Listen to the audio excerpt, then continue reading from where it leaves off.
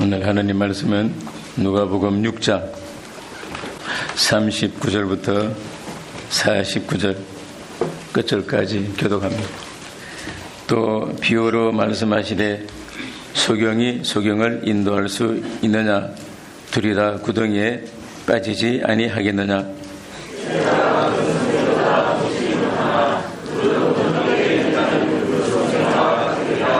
어찌하여 형제의 눈 속에 있는 피는 보고 내 눈 속에 있는 덜보는 깨닫지 못하느냐?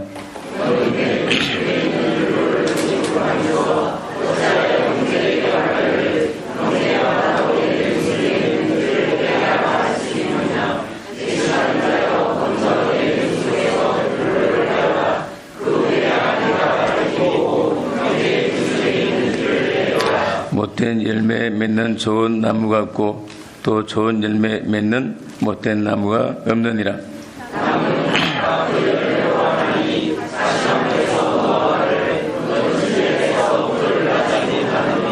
선한 사람은 마음의 쌓은 선에서 선을 내고 악한 자는 그 쌓은 악에서 악을 내나니 이는 마음에 가득한 것을 입으로 말함이니라.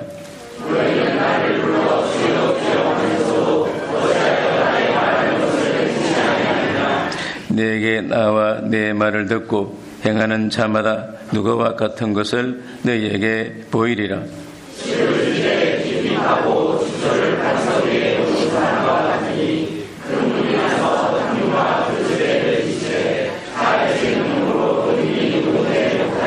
다같이 듣고 행치 아니하는 자는 주초 없이 흙 위에 집 지은 사람과 같으니 탕류가 부딪힘에 집이 곧 무너져 파괴됨이 심하니라 하시니라.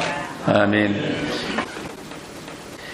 오늘 본문 말씀은 우리를 온전케 하고 외식하지 않도록 해주고 또 좋은 믿음의 열매를 맺게 하고 또 믿음을 견고케 하는 것은 교훈인데, 우리가 이 예수님 말씀을 읽을 때 우리가 이 자리에 와서 말씀을 들어야 합니다.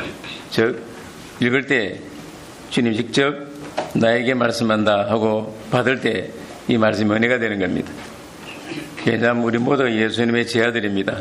또 2000년 전에 말씀했지만은 오늘 우리에게 주신 말씀이기 때문에 이 말씀 읽을 때는, 대할 때는 직접 나한테 준다 하고 그런 자세로 말씀을 들을 때 이 말씀이 은혜가 되는 겁니다.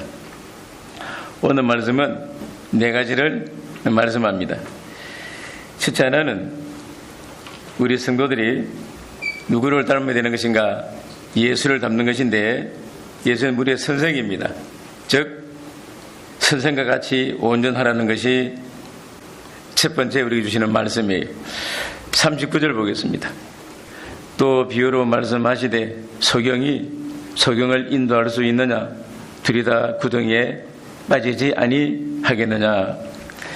예수 그리스도를 믿는 우리 모두는 예수님의 제자들입니다. 제자는 선생을 닮아가야 합니다.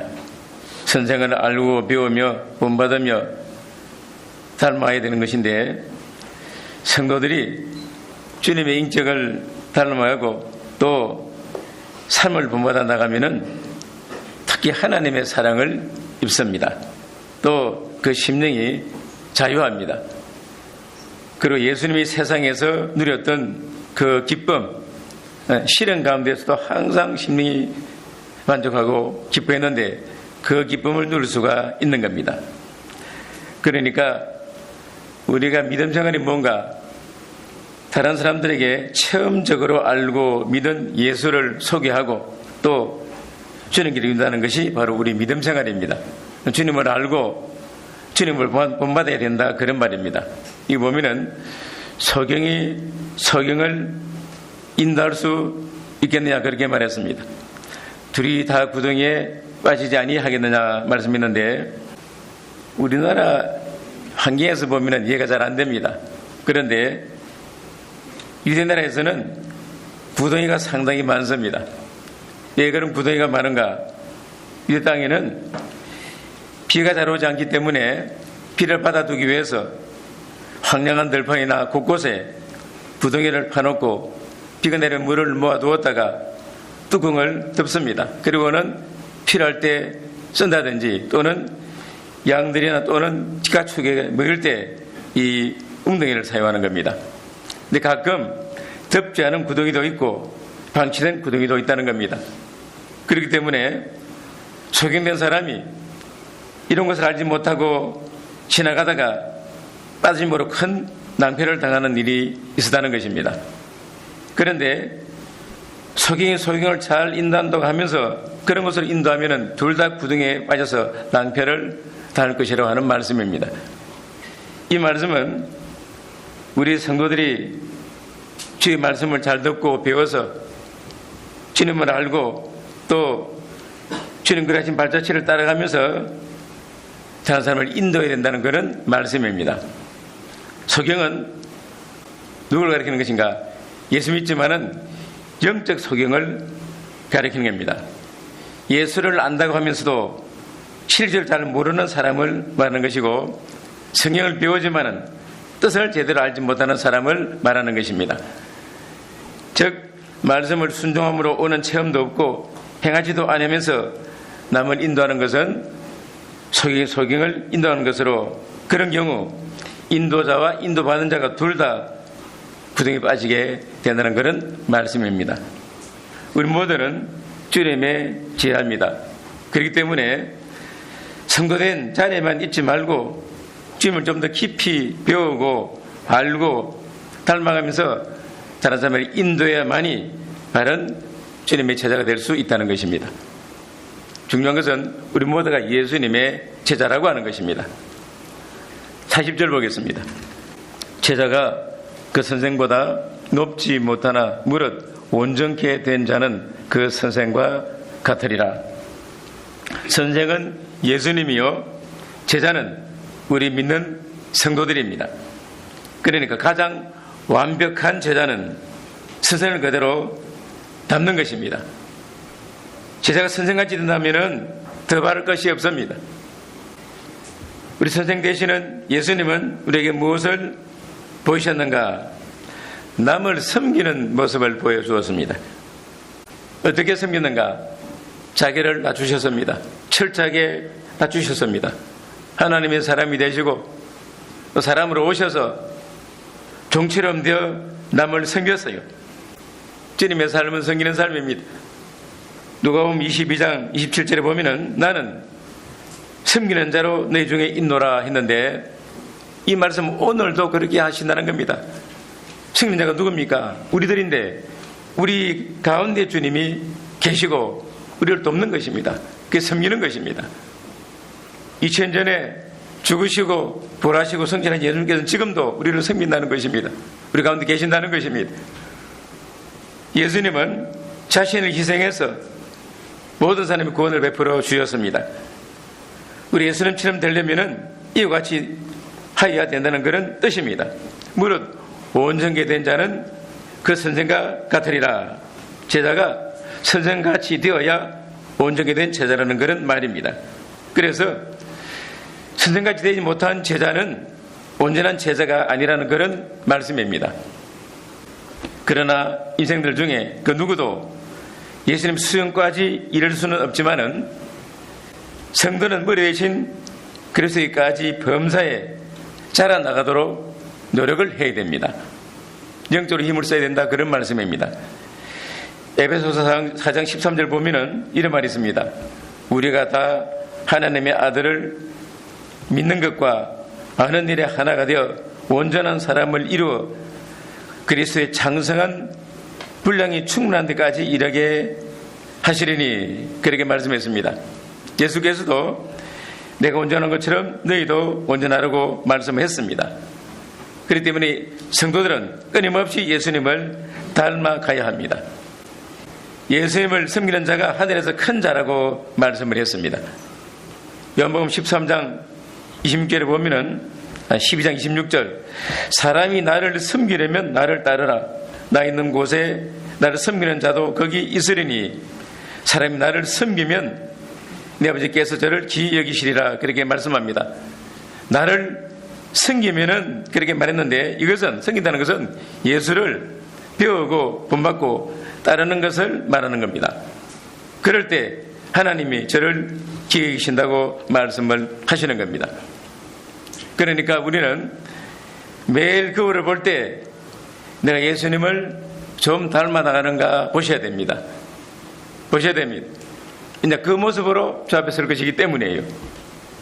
그러니까 자기 표정을 좀 보십시오. 우울한가?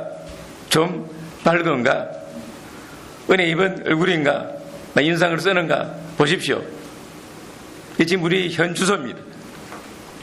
그거를 보면서 웃어보기도 하고 한번 인상 한번 써보세요. 어느 게 보기 좋은지. 웃는 게 훨씬 좋습니다. 보셨습니까? 한번 보세요. 인상 쓰고 어떻게 나가서 나 예수님 사는다 말할 수 있겠습니까?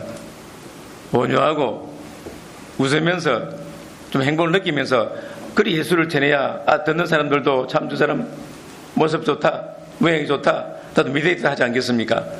그래 닮아가야 돼요. 그게 제자가 서성을 담는 것입니다. 두 번째는 먼저 내 눈 속에서 들보를 빼라고 말씀합니다. 우리가 잘 아는 말씀인데 41절 42절 보겠습니다. 어찌하여 형제의 눈 속에 있는 티는 보고 내 눈 속에 있는 들보는 깨닫지 못하느냐. 너는 내 눈 속에 있는 들보를 보지 못하면서 어찌하여 형제에게 말하기를 형제여 나로 내 눈 속에 있는 티를 빼게 하라 할 수 있느냐. 외식하는 자여 먼저 내 눈 속에서 들보를 빼어라. 그 후에야 내가 밝히 보고 형제의 눈 속에 있는 티를 빼리라. 형이 눈 속에 있는 티를 빼려고 하지 말고 먼저 자기 눈 속에 있는 들보를 빼는 사람이 되라는 말씀입니다. 우리가 너무나 잘 아는 말씀입니다. 그런데 많이 듣는 게 문제가 아니고 이 말씀대로 실행하는가 그것입니다. 들보를 빼어 나가는가 그걸 말씀하는 것입니다.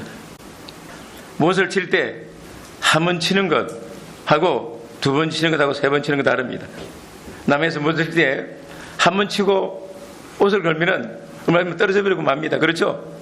한 두 번 치면은 좀 오래 뭘 걸고 하면 떨어지는데 재료만 완전히 박아버리면은 절대로 그러는 것이 안 떨어집니다. 같은 원리예요. 떨어도 순종 못하면은 또 넣는 것입니다. 그래야 비로소 말씀이 와 닿는 것입니다. 형제의 눈 속에 있는 티는 뭔가?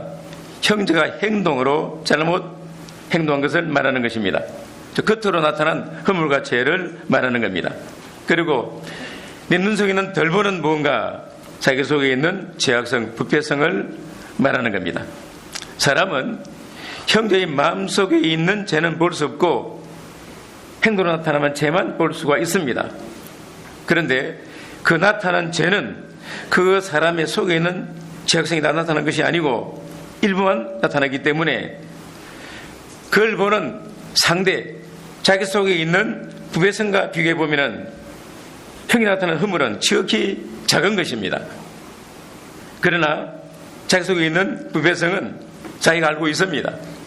그것은 형제가 외부적으로 범한 티와 같은 허물에 비하면 굉장히 큰 것이라고 하는 겁니다. 그러므로 들보라고 표현을 한 것입니다.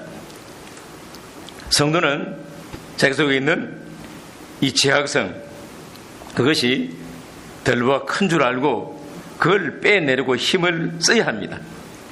날마다 조금씩 빼버리는 사람이 되어야 된다, 그런 뜻입니다. 그것이 믿는 일을 하는 사람이라는 의미입니다. 왜냐?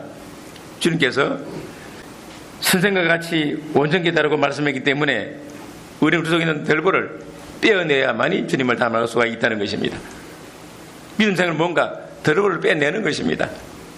들보 빼내는 것입니다. 물론 교회에 나오는 말씀 들을 때 축복의 말씀도 많습니다. 대부분이 뭡니까? 죄에 대해서 말씀합니다. 죄. 우리가 죄를 가지면 하나님 복을 주시고 싶어도 못 받습니다. 그래 준비되지 않았기 때문에 그런 것입니다. 그렇기 때문에 교회는 죄에 대해서 말하는 곳입니다. 우리 다 영적인 환자들입니다. 죄를 버려야만이 하나님 복을 주시는 것입니다.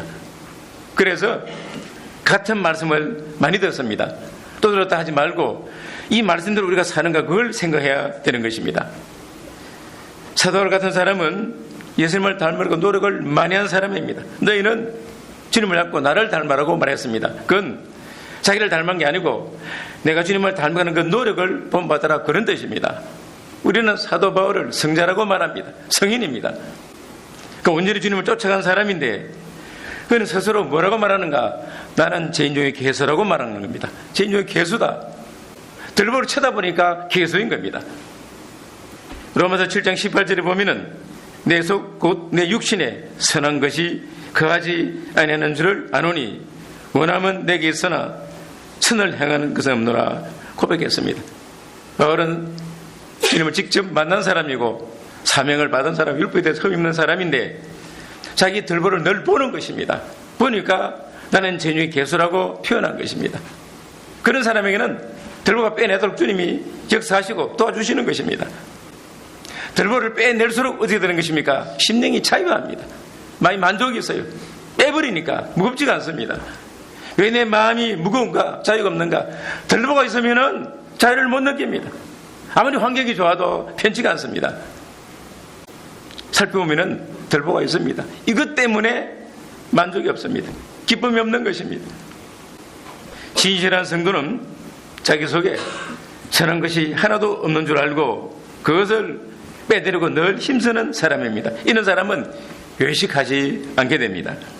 그런데 다른 사람의 태어 같은 이런 결점과 잘못한 것을 들춰내면서도 자기 속에 있는 들보 같은 더럽고 악한 죄악성을 발견하지 못하고 외면한다면 이 사람은 외식을 한 자가 되고 마는 것입니다.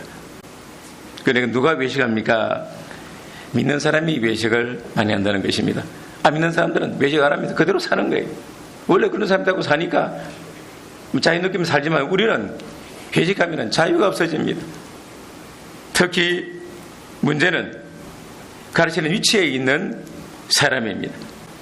지도 위치에 있는 사람이 외식하기 쉽다는 것입니다. 가르치는 사람이 남의 잘못을 지적을 잘하는 것 결점 중 결점이라고 말할 수가 있는데 어떻게 보면 목사도 그런 편에 속한다고 할 수 있습니다. 늘 죄에 대해서 가르치니까요. 가르치면서 자기 결점을 버리지 못하고 가지고 있을 수도 있다는 겁니다. 외식이 되는 것입니다. 이게 사실 어려운 것입니다. 가르치는 게 힘들다는 것입니다. 남을 가르치면서 내가 그런 죄가 있으면 그건 외식이 되는 것입니다. 그래서 인도자, 성경을 가르치는 사람은 언제나 이 외식을 조심을 해야 합니다. 모든 성도가 자기를 살펴야 되겠지만은 가르치는 지도자는 항상 자기를 먼저 살피는 게 우선입니다.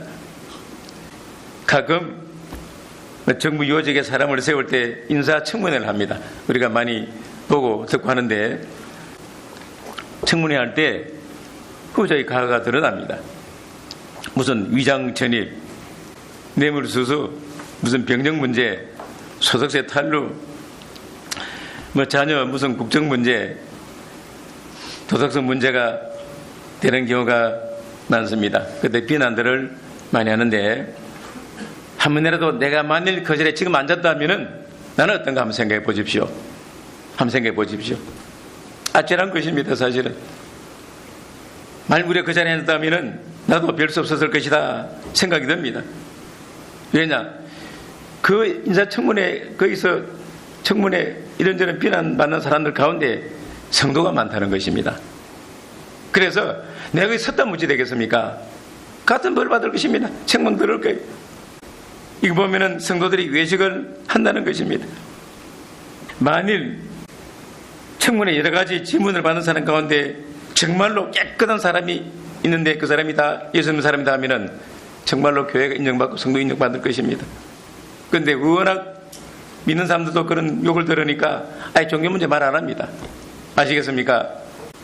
만일 성도들의 믿음을 지키다가 한 사람이 그런 경우 있으면 당장 비방합니다. 저 사람 예수 믿는 사람이라고. 그런데 워낙 믿는 사람 욕을 들으니까 이제 말하지 않습니다. 그럼 타락했다는 것입니다.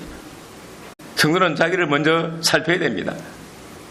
전에 있던 교회에서 정신 먹고 그 다음 오예배 가르치기 위해서 간병대에서 말씀을 좀 이렇게 생각하고 있는데 집사님 한 분이 와서는 그럽니다. 목사님, 내가 참 희한한 일을 겪었습니다. 그래요.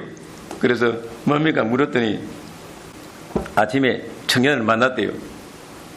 만났는데 그때 아마 젊은 청년이니까 야, 너 이쁘다 그랬더니 한다는 말이 저도 그렇게 생각하요 그러더래요. 아, 그러니까 유산의 입장에서 보면 좀 괘씸하죠. 그래서 너 공주병 걸렸나? 그래 물었대. 그때 공주병 항상 유행했으니까. 그래도 한다는 말이 원래 공주는 공주병 안 걸립니다 그러더래요. 그래서 하도 기가 막히게 어이가 없어가지고 왔다는 겁니다.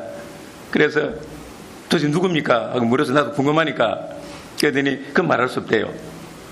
그 도망쳤어요. 가버렸다고. 아니 원래 공주라고 우리 교회 그런 공주가 다 있나? 그래서 도대체 아이도 문제지만은 부모가 문제구만. 어떻게 교육시킬래? 아, 원래 공주라고 그러냐? 그런 생각이 들었어요. 그리고 차였습니다. 그 부모를 좀 알아보려고. 아무래도 집사님 딸이겠지. 차인데 못 찾았어요. 2주 동안 못 찾았습니다. 한 3주 찾다가 못 찾아가지고 다시 불렀어요. 그분은 누굽니까? 했더니 말 안 하겠대요. 나 배신하기 싫대요. 그럼 말하지 말지 왜 말했냐고. 또 도망가 버렸어요. 한 달 동안 못 찾았어요. 찾다가 하루는 집에 앉아 있으면서 갑자기 생각나가지고 그때 그 집사람이 있어가지고 물어봤어요. 아니 혹시 우리에게 날 때부터 공주라고 생각하는 그런 애가 있나 했더니 자기가 안답니다. 누구냐 그랬더니 우리 집 애래요. 얼마나 기가 막히겠어요. 등잔미도 없다고 애가 그렇게 생각하고 지냈다는 거 얼마나 허무합니까? 그래서 내 생각에 남 참 책망할 게 못 되는구나. 이 목사 정신 못 차리면은 큰일 났구만. 그래서요. 지금 나중에도 공주면 아버지가 누굽니까? 왕이요. 나 왕함 돼봤어요. 이거 남 가르치는 거 자신은 쉬운 게 아닙니다. 자기도 살펴야 돼요. 살펴보고 가르치는 게 이게 바른 것이지 말씀 안다고 가르치면은 외식자가 되는 것입니다. 하루아침 외식자가 되는 거예요. 여기 42절 하반절에 보면은 외식하는 자여 먼저 내 눈 속에서 들보를 빼어라. 그 후에야 내가 밝히 보고 형제의 눈 속에 있는 티를 빼리라. 자기 눈 속에 있는 들보부터 빼라는 것입니다.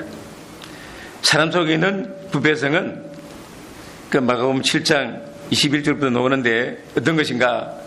악한 생각, 즉 음란, 도적질, 살인, 간음, 탐욕, 악독, 속이는 것, 음탕, 흘기는 눈, 회방, 교만, 광폐, 그런 거라고 말씀합니다. 자기 속에 이런 죄악성을 보지 못하고 그것 때문에 애통하지 아니하면서 다른 사람의 외부로 나타난 작은 죄만 보고 비난한다면 분명 하나님 보시기에 외식하는 자임이 사실입니다. 사람을 속여도 하나님은 속일 수가 없는 것입니다. 우리는 자기를 살펴야 합니다. 그게 쉽지 않습니다. 왜냐? 어떻게 하면은 이 덜보를 뺄 수가 있는가 하면은 자기 속에 덜보를 빼려면은 형제의 잘못이 드러났을 때 그걸 티라고 했습니다. 티. 크게 보여도 내 속에 있는 죄가 비교하면은 티와 같이 적은 것입니다. 그러니까 그걸 보고 판단하고 정죄하지 말고 용서하라는 것입니다. 용서하고 기도해 주라는 것입니다. 대신 그런 죄가 나에게 있기 때문에 내가 회개하라는 것입니다. 아시겠습니까? 그렇지 않으면 내 속에 있는 죄를 누가 지적 안 해줍니다. 지적 안 해줘요. 내 속 누가 알겠습니까? 그런데 형제 잘못 보고 내 속에 그 있다는 것을 깨닫게 되는 것입니다. 그러니까 그런 죄를 볼 때 절대로 멸시하거나 정죄하지 말고 용서하라는 것입니다. 그리고 기도해 주라는 거예요. 그 다음에 기도해 주라는 것입니다. 온전히 되어서 기도해 주고 그게 내 속에 있으니까 그건 내가 붙들고 회개하는 것입니다. 그러면 이게 떨어져 나가는 것입니다. 그러면 다른 방법이 없어요. 그러니까 형제 흥을 보고는 나를 보라는 것입니다. 나를 보라는 것입니다. 내가 회개하고 또 회개하는 것입니다. 그러면은 남의 형제의 잘못 보고 정죄하는 죄에 빠지지 않습니다. 용서하고 사랑하니까 내 마음이 더 부드러워집니다. 내 속에 그런 적이 있는 줄 알고 회개하면은 내가 온전케 될 수가 있는 것입니다. 그래서 언제나 형제의 잘못 보고 정죄하지 말고 내 속에 덜보를 보고 내가 바로 설 때 비로소 다른 사람 바로 가르칠 수 있는 것이고 형제를 바로 세울 수가 있다는 겁니다. 우리는 형제 눈 속에 있는 희를 볼 때 문제 내 속에 있는 들벌올 줄 알고 빼는 사람이 되어야 되겠습니다.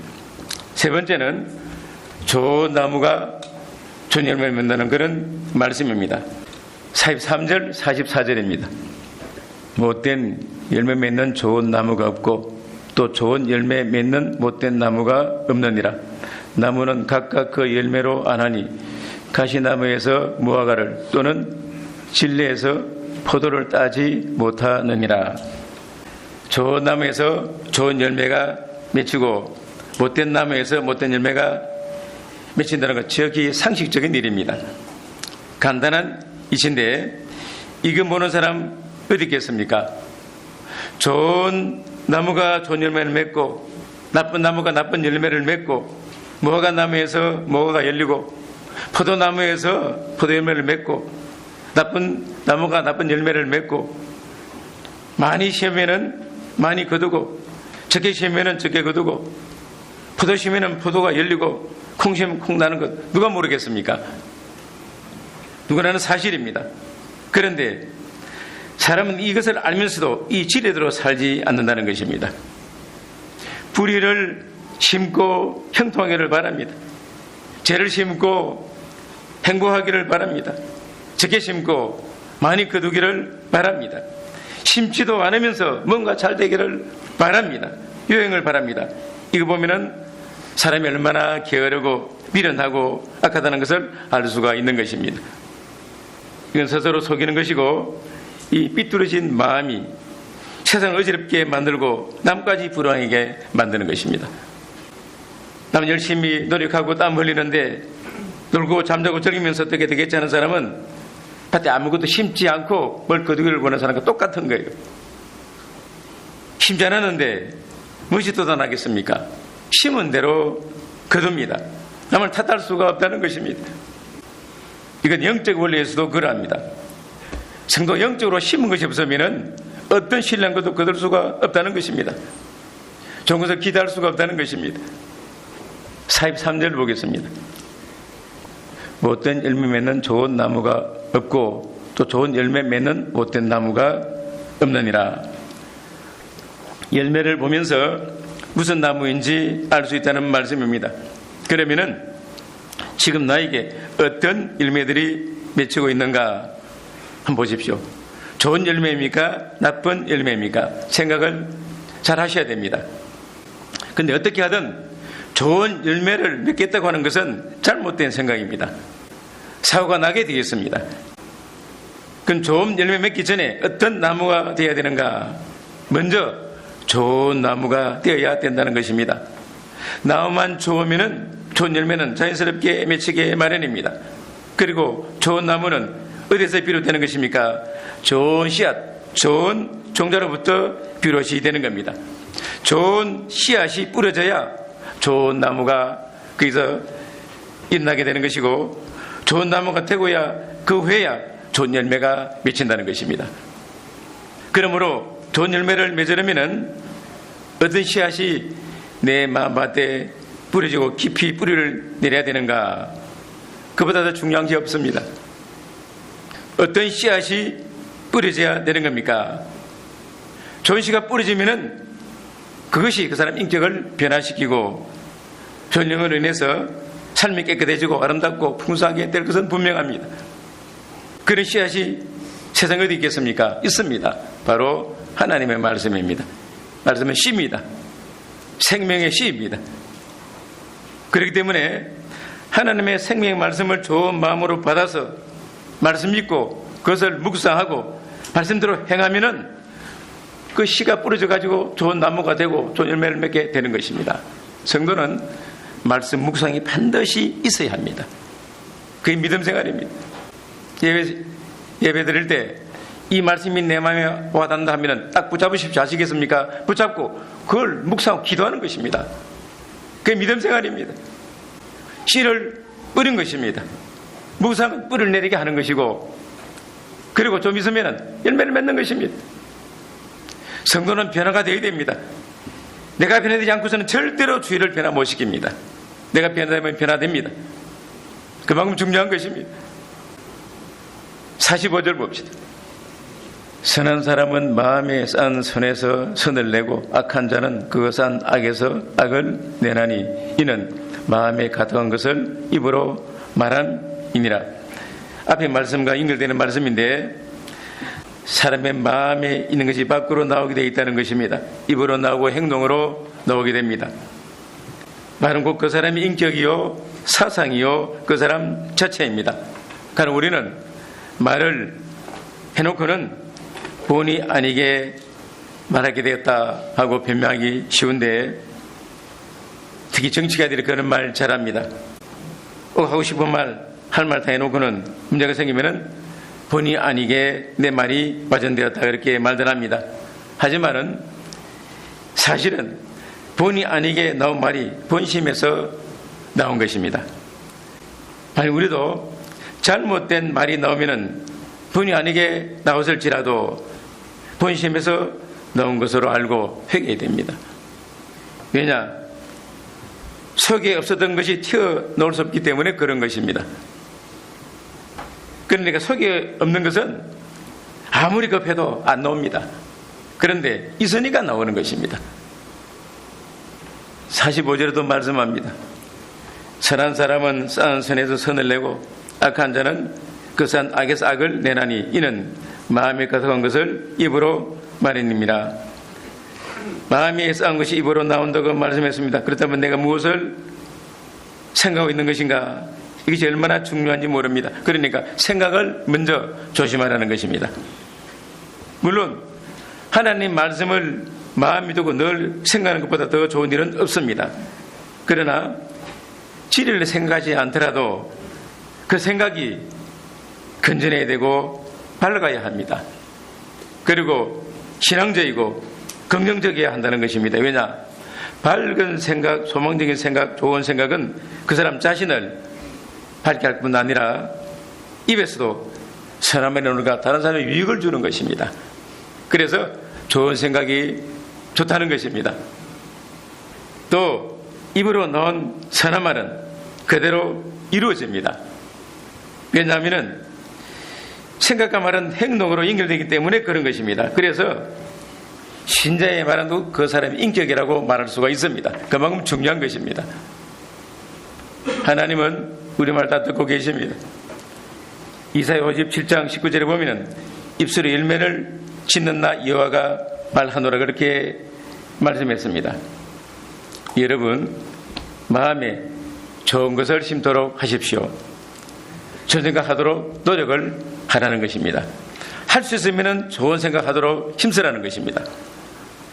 왜냐? 이 반복되는 생각은 고질화되고 습관화되고 체질화됩니다. 성도가 사회의 여러 가지 불의와 잘못된 관행들, 불법 정책들을 보고 흥분할 수가 있습니다. 그런데 이것이 믿음 생활에 손해를 엄청나게 준다는 것입니다. 그때마다 하나님 기도하는 게 맞게 되는 것이 습관화 되어버리면 나도 모르게 불평문자가 되어버리고 입에서 그런 말이 나온다는 것입니다. 먼저 생각부터 우리가 조심하도록 해야 합니다. 말을 옳게 하려면은 생각부터 발라야 한다 그런 말입니다. 여기서 중요한가? 부정적이고 불신앙적인 어두운 생각은 결국 그런 인격 그런 사람으로 만들어버리고 만나는 겁니다.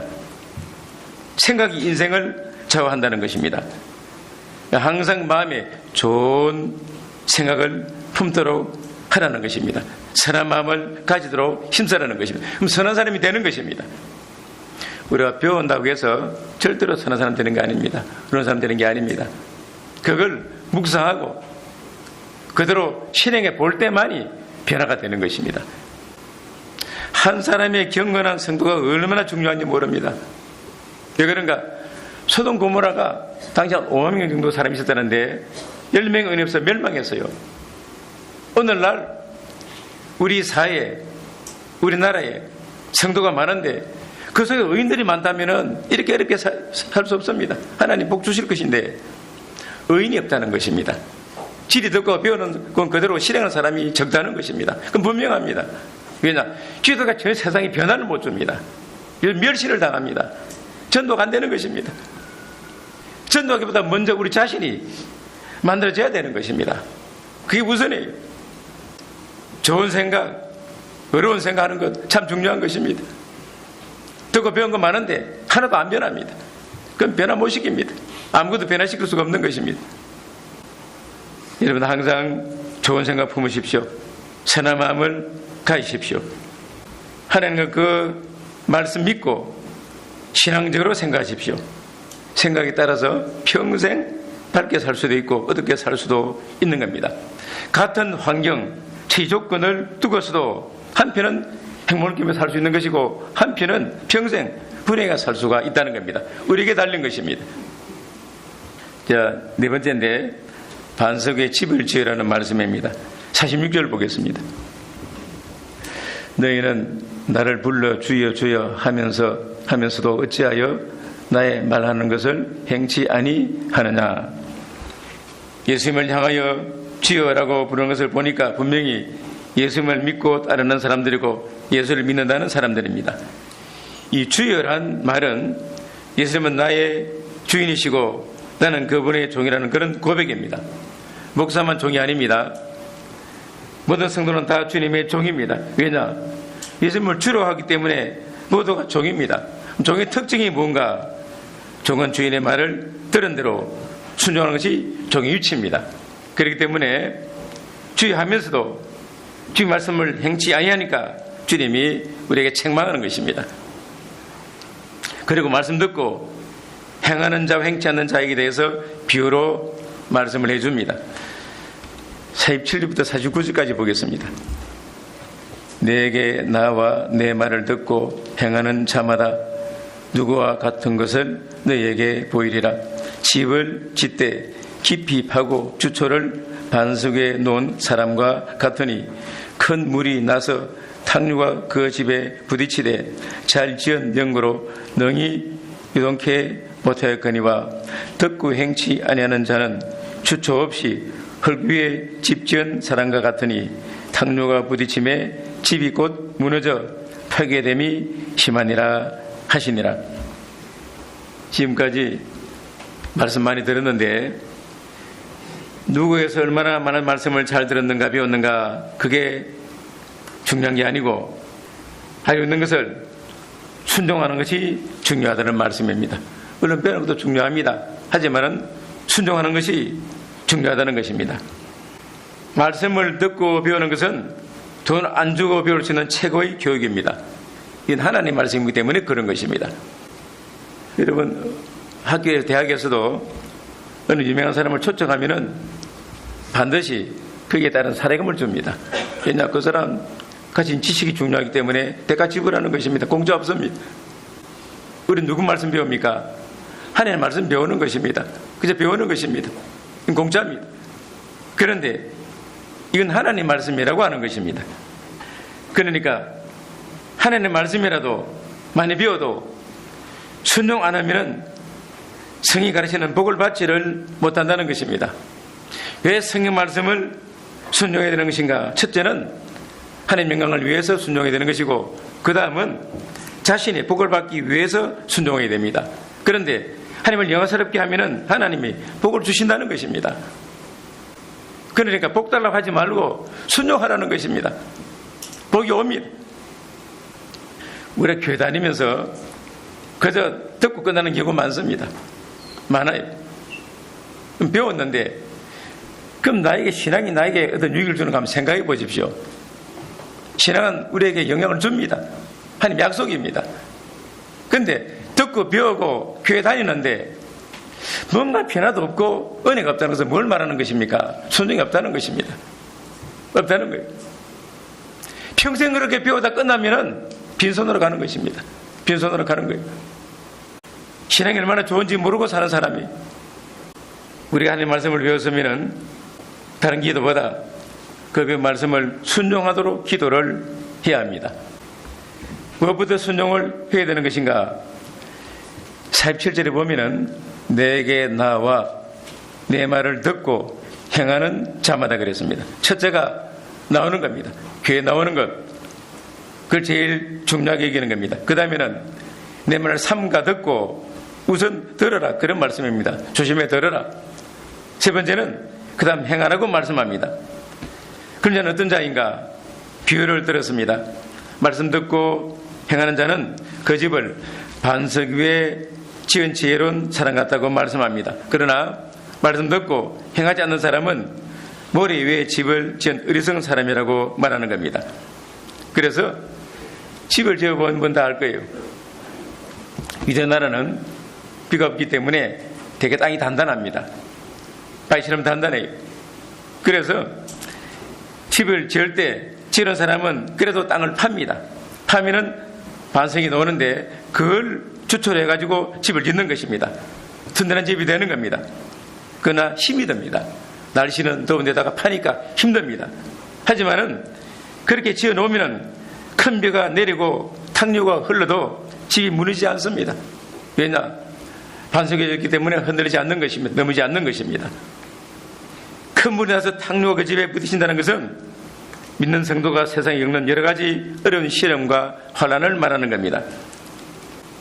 집이 무너지지 않는다는 것은 그 깨달은 진리를 버리지 않는 것을 말하는 것입니다. 어린이 봐도 진리 버리지 않습니다. 그 무엇이 되는 것인가? 진리가 그 사람을 살리는 것입니다.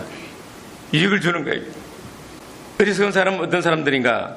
집을 땅 파지 않습니다. 힘드니까요. 또 땅이 단단하니까. 그래서 다른 땅에 집을 짓는데 지어 비가 내리고 흙탕물이 흘러 집에 부딪히면 곧 무너져 내린다고 말씀합니다. 이건 말씀 듣고 행치 않는 삶을 살다가 환난과 시험 당하면 말씀 버리는 것을 우리에게 말하는 것입니다. 왜냐? 왜 버리는 것인가? 진리가 뭔지 모르기 때문에 그런 것입니다. 진리가 얼마나 소중한지 모르고 체험이 없으니까 진리 내다 버리는 것입니다. 오래 믿은 사람이 순종이 없으면 시험이 올 때 크게 무너집니다. 그게 순종 없는 삶을 전개해 주는 것입니다. 우리는 말씀 읽고 듣고 그 다음에는 깨닫고 그 다음에는 실행을 해야 됩니다. 순종하면 순종할수록 튼튼한 신앙의 집이 세워져 나올 것이고 어려워도 진리 버리지 않습니다. 이런 사람에게 하나님은 은총을 베푸시고 은혜를 주시는 것입니다. 진리 버리지 않으면 진리가 그 사람을 바로 세워주고 반드시 승리자가 되도록 해줍니다. 제가 부탁하는 것은 우선 교회 주일날 와서 돌아갈 때 하나라도 가지고 가십시오. 깨달아지는 가지고 가시고 그거 가지고 기도하시고 실행해 보라 그 말입니다. 한 가지입니다. 한 가지. 그러면 변화를 줍니다. 변화를 줍니다. 그 하나 가지고 내내 기도하고 묵상하고 그리고 실행해 보십시오. 그러면은 그 말씀이 내 마음에 그대로 남습니다. 힘이 되고 능력이 되는 것입니다. 이게 믿음 생활입니다. 근데 돌아가서 다 잊어버립니다. 그리고 빈손으로 빈 마음으로 왔다가 받고는 또 가서 다 잃어버립니다. 그러면은 믿음 생활 재미 하나도 없습니다. 짐이 되는 것입니다. 힘이 안 되는 것입니다. 무한한 신자가 되고 마는 것이고 영향 못 주는 성도가 되고 마는 것입니다. 우리는 선생이신 예수님을 닮아서 온전한 자가 되어야 됩니다. 형제 눈 속에 있는 덜보, 티, 그보다 내 속에 있는 덜보를 먼저 보고 빼도록 해야 합니다. 좋은 나무가 되면 좋은 열매 맺게 마련입니다. 그리고 말씀을 순종해서 반석에 집을 짓는 성도가 되어야 합니다. 이 사람은 승리자입니다. 이런 자를 주님이 원하시고 우리에게 말씀으로 건면하는 것입니다. 연희가 있기를 기원합니다.